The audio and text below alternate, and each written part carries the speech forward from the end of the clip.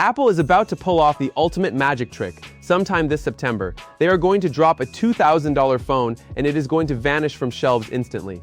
Seriously, I just spent the last 3 hours going down a massive rabbit hole analyzing the latest leaks for this thing. And the writing is absolutely on the wall. We all know that folding phones have been, well, kind of a complicated mess for the past 5 years. Cool to look at, but scary to own. But Apple is finally stepping into the ring with the heavily rumored iPhone Ultra. And honestly, after breaking down the actual hardware they are cramming into this device, I totally get why even the most stubborn foldable haters are suddenly checking their bank accounts. Let's talk about the brain inside this beast, because everyone is completely missing a massive detail about these new leaks. The A20 Pro chip is obviously going to be stupidly fast, but raw speed is honestly kind of boring now.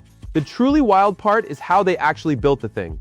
Normally, Apple literally stacks the memory chips right on top of the main processor, like a tiny, high-tech pancake. It is super efficient for saving space inside the phone, but it basically bakes the processor in its own heat when you push it hard. Well, not anymore. The word on the street is that the new A20 Pro moves that memory off to the side entirely. Then, they are slapping a custom metal cooling shield directly over the whole setup. Less heat trapped inside the core means this super thin folding phone will not suddenly turn into a frying pan when you're playing heavy games. Plus, the internal pathways moving data around are way wider now, which basically guarantees a massive noticeable bump for all the crazy new AI features and high-end graphics. Alright, let's address the massive elephant in the room, the crease. This is exactly why everyday buyers have completely ignored foldables until now. Every single folding screen out there has that ugly, distracting ditch running right down the middle. Sometimes you can kind of ignore it. Sometimes it catches the light and completely ruins whatever movie you're watching. And in the absolute worst-case scenarios over the years, that little ditch is where the screen eventually gives up, cracks, and completely dies on you. Well, Apple apparently cracked the code entirely. We are talking about a completely flat, perfectly smooth inner display. Zero crease, absolutely nobody else in the industry has actually pulled this off flawlessly yet. If this turns out to be entirely true when we finally get our hands on it, it instantly wipes out the single biggest fear normal people have about buying one of these. And the way they are setting up these screens is honestly brilliant. When it is snapped shut, the front screen is totally normal, it feels right in one hand, and it is actually shaped perfectly to make sense for endless scrolling. Think about TikTok or YouTube Shorts. This screen will not brutally chop off the sides of the video like some of the other weirdly shaped foldables do, but then you crack it open and boom, you're suddenly holding a massive 7.8-inch slab of gorgeous glass. It is basically like carrying an iPad mini that magically fits right in your jeans pocket. Turn it sideways and suddenly heavy gaming makes total sense.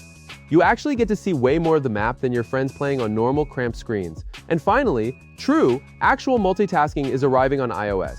You can literally throw your work email on one side and just drag and drop photos over from your gallery on the other. Or you can keep a video running on the left while you scroll through social media right next to it. We are not just talking about awkwardly stretched out phone apps anymore. This is actual real productivity. Now, here's a tiny detail that almost nobody caught, and it is secretly my absolute favorite part. The speakers are put in the weirdest spots. One is shoved way up in the top left corner, and the other is jammed all the way down in the bottom right. Why would they do that?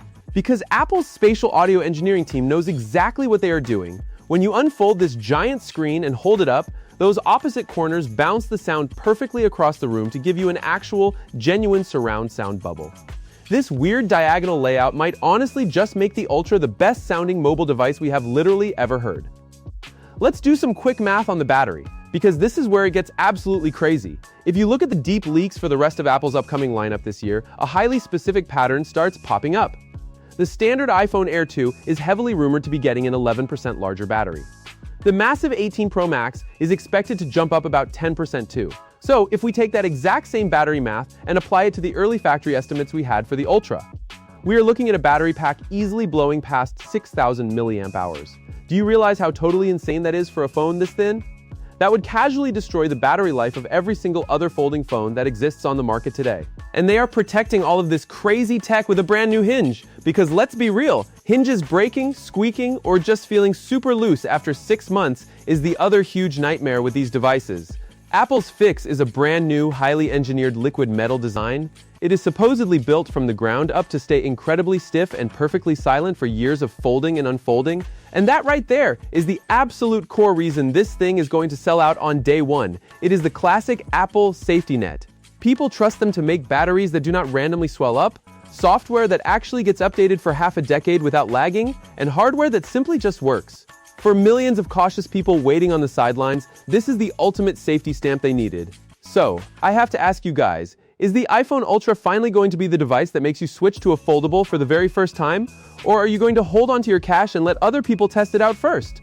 Drop your honest thoughts in the comments down below and hit subscribe if you want more deep dives just like this.